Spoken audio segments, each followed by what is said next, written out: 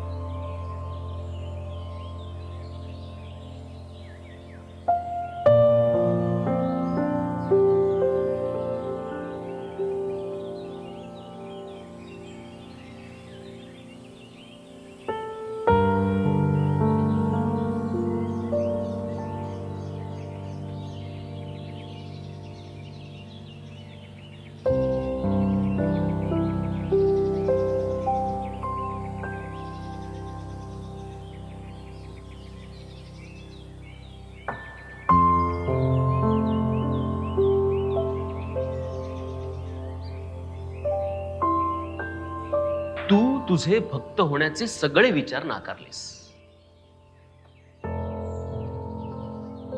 मी तरीही गात राहिलो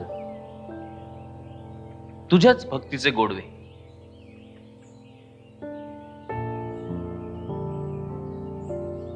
मग तुझ्याच विचारांचं बोट धरून चालताना लक्षात आलं,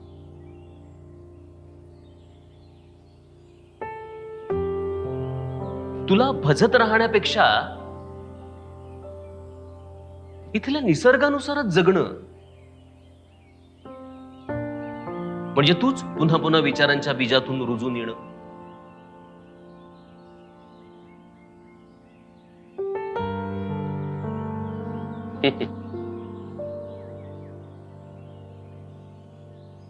तुला म्हणतात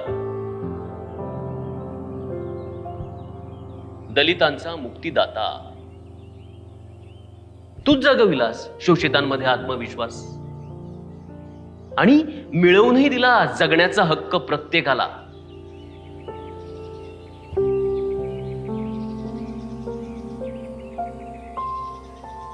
पण तुझी वाट इतकी सरळ की त्या वाटेवरून चालताना लक्षात आलं, माणसानंच करावं माणसांवर प्रेम.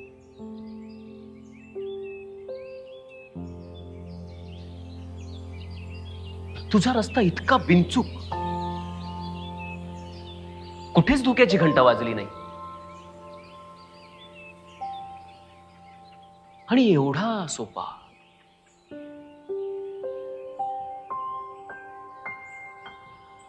आपल्यासोबत इतरांनाही तिथपर्यंत घेऊन जाता आलं.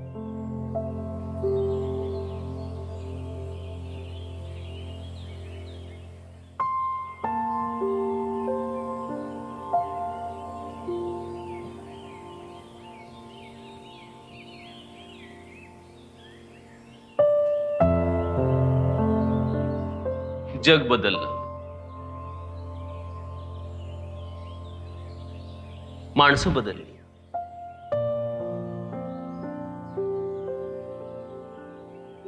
माणसांच्या वृत्ती प्रवृत्तीच्या आवर्तनामध्ये माणूस एकटाच जगू लागला. मला तिथेही तूच दिसू लागलास. सगळे अहंकार बाजूला सारून माणसानं माणसांसाठी जगावं हा तुझा विचार. हा तुझा विचार रुजत राहिला समूह सोडून जगणाऱ्या माणसांमध्ये.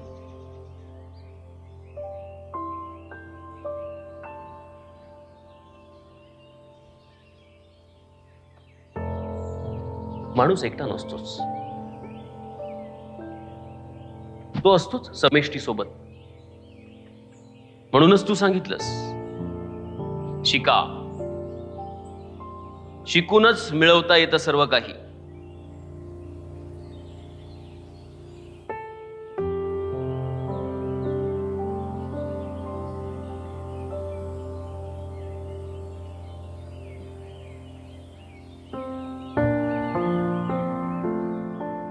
मी अखेर समूहाला साथ घातली आणि प्रत्येकाच्या धमन्यामधलं मी रक्त तपासत गेलो. तर सर्वत्र मला तुझंच रक्त सापडलं.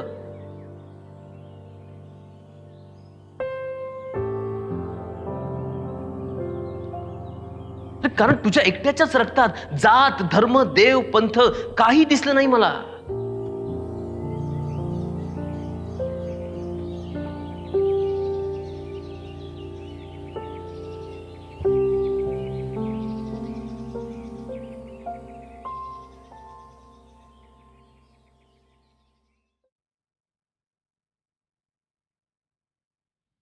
जातीतून आणि धर्मातून सळसळत राहत रक्त,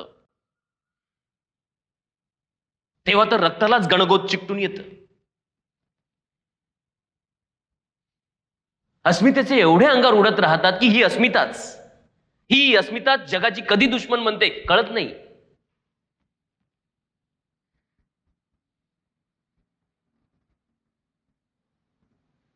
अशी अस्मिता बनण्यापासून तूच वाचवलंस मला.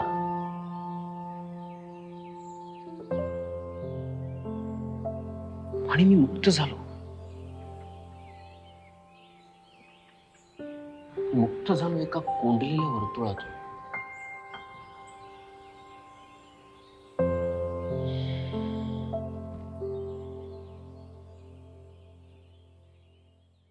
म्हटलं जातं निर्मळ पाण्यासारखं जगता आलं की सगळ्या भेदांच्या पलीकडे माणूस म्हणून उभं राहता येतं. मी ऐकून होतो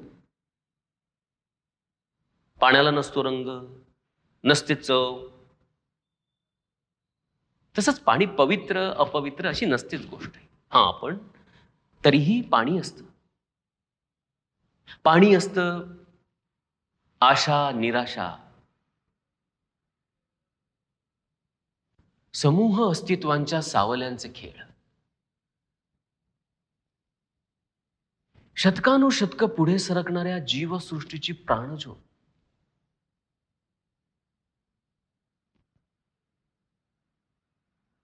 म्हणूनच तर तू पाण्याला चवदार बनवलंस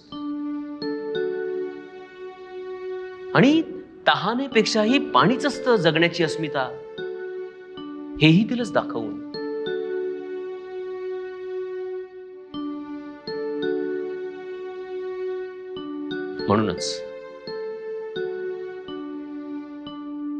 म्हणून मला वाटत गेलं की ज्यांनी टाकला पाण्यामध्ये आपल्याच वर्णाचा रंग आणि ज्यांनी पसरवली पाण्यामध्ये विषमतेची विषवल्ली, अशा सगळ्यांच्याच विरोधात तू उभा होतास.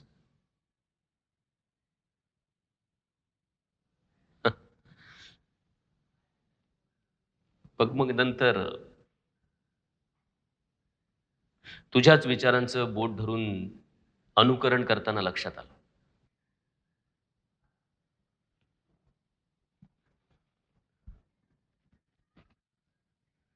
तू नव्हताच कोणाच्याच विरोधात.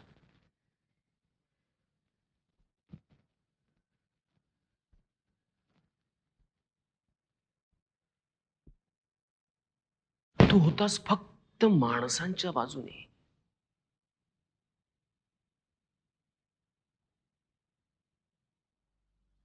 किती नैसर्गिक जगत गेलास तू.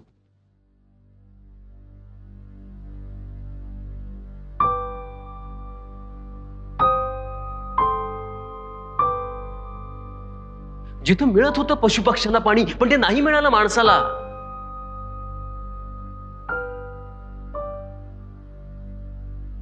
या वेदनेची ठणकती नस घेऊन तू जगत राहिलास. जन्मोजन्मी जगण्याचा तळ खोदणाऱ्या सगळ्यांनाच पाणी मिळावं म्हणूनच तुझा होता जीव तहानलेला. हा, पण म्हणून तुझा नव्हता संघर्ष. तर जिथं माणसंच पाण्यासाठी भेदाच्या उभ्या भिंती करतायत, तो पाडण्यासाठीच तुझा होता विद्रोह.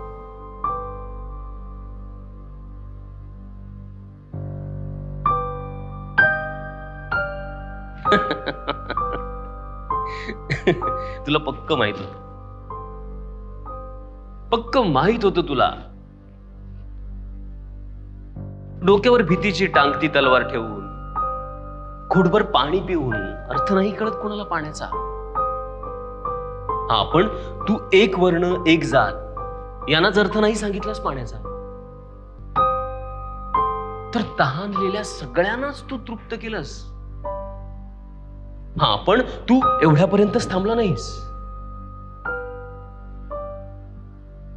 पाण्यासारखं निर्मळ जगताही आलं पाहिजे असा संदेशही दिलास अवघ्या विश्वाला.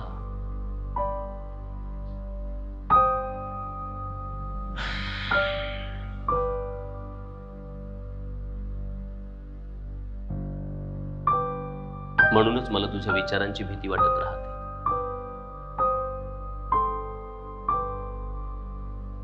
पाणी म्हणजे शुद्ध मन, आचार विचारांची प्रतिमा.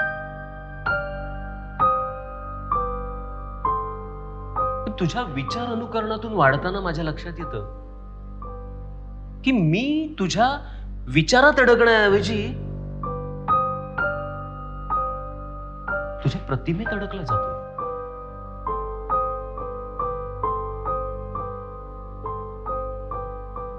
कोण अडकवते मला? की मीच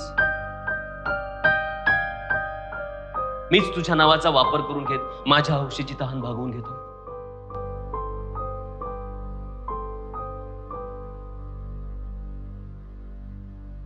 हो, पण या जगात माणूसच नाही तर जोपर्यंत आहे जीवसृष्टी तोपर्यंत तहान असणारच आहे. आणि जोपर्यंत तहान आहे तोपर्यंत या जगात तूही असणारच आहेस.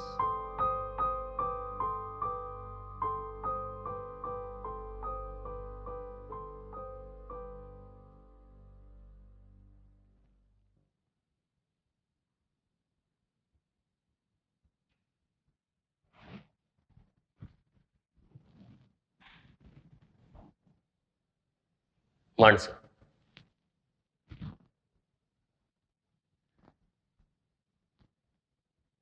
माणसं स्वतःचाच करतात विचार, स्वतः भोवतीच धरतात फेर. आपल्या पायाखालच्या सीमाही पार करता येत नाहीत त्यांना. मग आपल्याच पायाखालचा अंधार दूर करण्याचा प्रयत्न करत राहतात आयुष्यभर.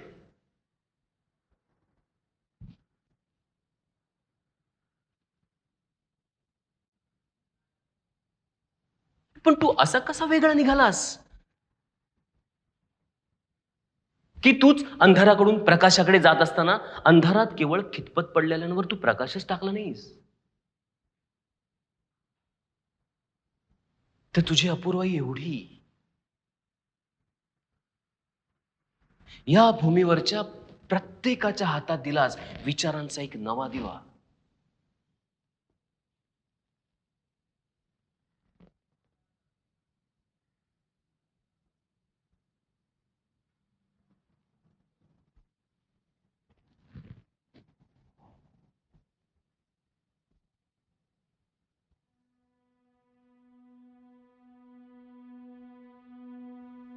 माणसाला मिळत नव्हती वागणूक माणसासारखी, नव्हती किंमत दगड माती एवढी. जिथे गोठ्यातल्या गुराढोरांवर फिरत होता मायेचा हात, तिथंच ती खितपत पडली होती शेणामातीसारखी.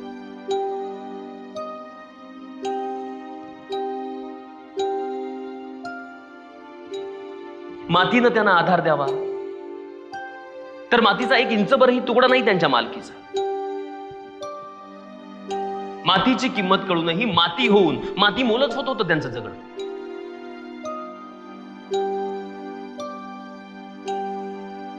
आयुष्य नावाची सुंदर गोष्ट असते हे माहीतच नव्हतं त्यांना. आणि म्हणूनच ज्यांनी माणूसपण नाकारून माणसांवरच रोखली आपली नजर, आणि ज्यांनी नागवलं आयुष्यभर, त्यांना वाटत राहिली ती केवळ गुलाम. अशांना सगळ्यांना तू जगण्याचा अधिकार दिला नाहीस, तर शेकडो वर्ष ज्यांच्या मनात अन्यायाचीच धग पेटत होती, तिथेही तू तेजाची आशीर्वाद प्रज्वलित केलीस, की तिथेही माणुसकीची ज्योत पेटत राहिली.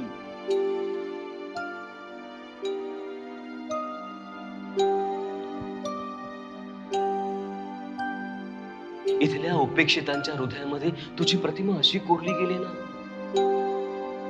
की जिथं अख्खा देश जिथं स्वातंत्र्यासाठी लढत होता, तिथं देशाच्या स्वातंत्र्याबरोबर लढता लढता तू फक्त इथल्या माणसांच्या स्वातंत्र्यासाठी लढत होतास.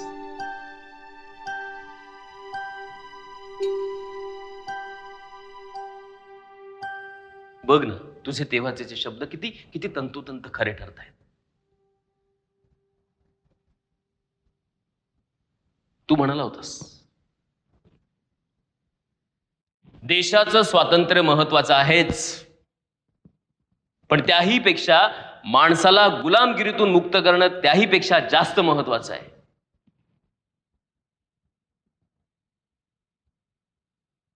तुला फक्त माणूस आपला वाटत गेला, माणसाचं जगणं आपलं वाटत गेलं.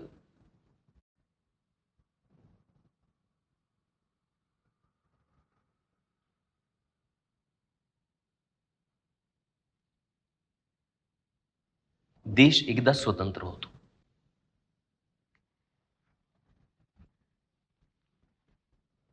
आणि त्याचं पाऊल प्रगतीच्या दिशेने पडत जात. पण माणसाला गुलामगिरीतून मुक्त करण्यासाठी वर्षानुवर्ष त्याला स्वातंत्र्याचंच महत्व पटवून द्यावं लागतं, आणि स्वातंत्र्याचं बीज त्याच्या मनामध्ये रुजण्यासाठी तो अधिक गुलाम आहे याची त्याला जाणीव करून द्यावी लागते.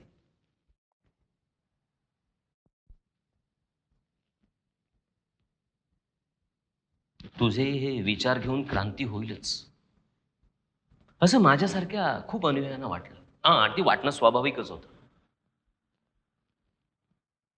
क्रांतीचा आपण सोडून देऊ, पण किमान उपेक्षित वर्गामध्ये अन्यायाची जाणीव झाली असती तरी सगळेच एकसंघ झाले असते. बुद्ध म्हणाला, मोहापासून दूर राहा. तू म्हणालास, विचाराने एकसंघटित व्हा.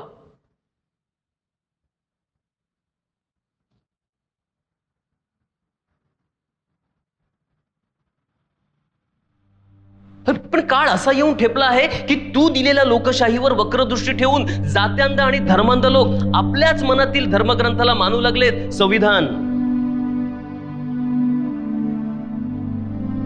लज्जेलाही वस्त्र नसणाऱ्यांना तू स्वाभिमानाचं वस्त्र दिलंस, आणि आम्ही जातीची वस्त्र अंगभर नेसून आपलाच तोरा मिरवणाऱ्यांच्या झुंडीमध्ये सामील होतो.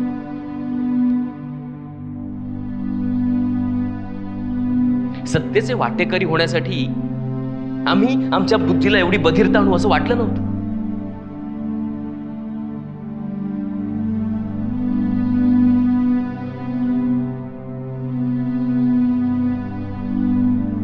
तू म्हणालास सत्तेची आस लागावी स्वतंत्र विचारसरणीने आणि झेड करावेत भांडवलदारी हितसंबंध. आम्ही भांडवलदारी आणि राजकीय व्यवस्थेचे गुलाम होतोय की काय, अशी आमच्या मेंदूची रजई अंथरली आम्हीच आमच्या हतबलतेची. तू म्हणालास कल्चरली करेक्ट राहा. आम्ही म्हणतोय व्यवहारी जगापुढे शहाणपण चालत नाही. पण त्यांचे धार्मिक उन्मादाचे व्यवहारीकरण, एक धर्म एक जात यांच्याकडे घेऊन जात असताना तूच या भूमीमध्ये समतेची लोकशाही दिलीस. तरी सुद्धा आम्ही बहुजन नाही, फक्त वादीच उरलो.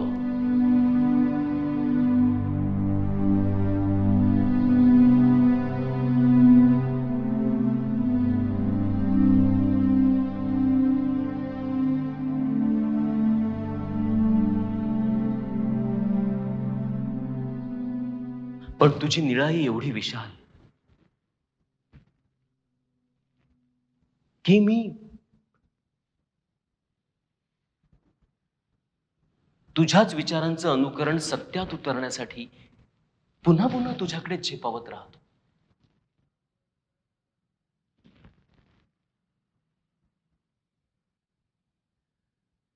आता आता फक्त एकच प्रार्थना,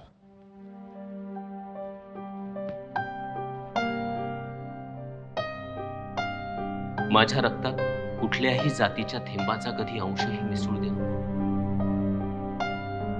मला धर्माची ओढ कधीच नव्हती, पण प्रेम म्हणजेच धर्म या ओढीची आस माझ्या मेंदूमध्ये दिवसेंदिवस शतपटीने विकसित व्हावी.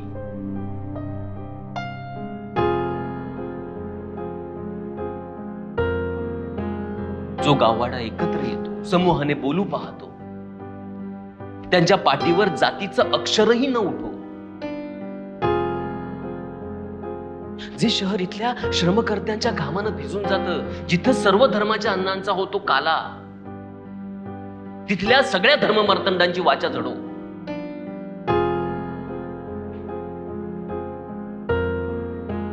आणि हिंसा आणि क्रौर्याचा जिथं गिरवला जातो पाडा, त्या शाहीलाही समतेचा पाना पडो.